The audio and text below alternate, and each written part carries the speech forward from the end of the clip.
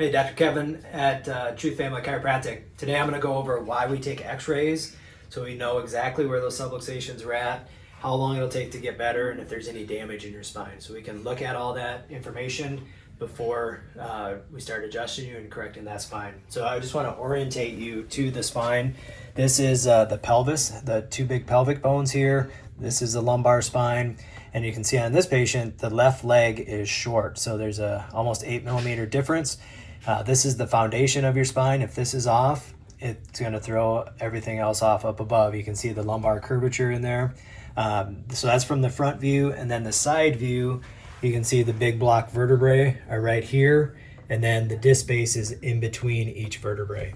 And we're going to talk more about that on some other patients here. But I just wanted to give you an orientation on what that spine looks like. On this patient, we're going to look at the L5 lumbar vertebrae right there. This condition is called the spondylolisthesis, and where the back of the sacrum is right here, and those lumbar vertebrae should be all lined up with that back of the sacrum. But on this one, it slid forward. It's kind of like if you look at my hands, it slides forward like that.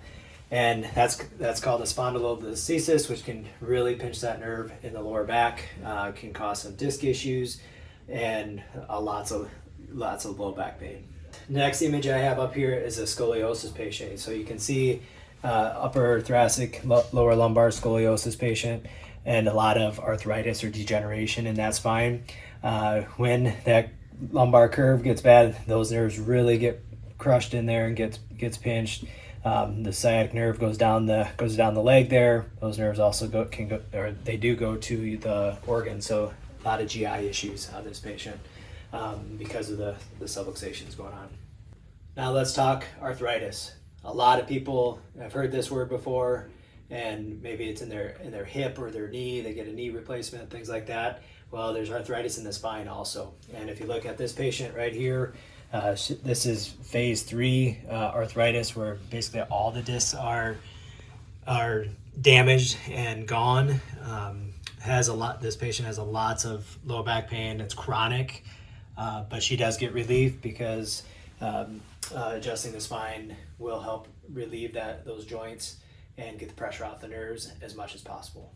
All right, on this x-ray, what we see here is a lot of SI joint or sacroiliac joint instability and SI joint instability. You look at the spine, that left femur head is way lower, over 10 millimeters, which is going to cause pressure on those SI joints. That's between your sacrum and the ilium, the big hip bones, and that's going to cause a lumbar spine and thoracic spine up above.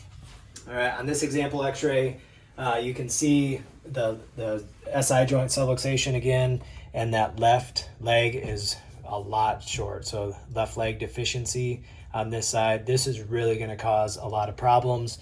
In the lumbar spine, you can see the curvature there, those nerves that come out. They are subluxated. He needs a lot of care to get this corrected. He also wears foot inserts, orthotics, so he can balance his feet out, and that helps with the pelvic stability also.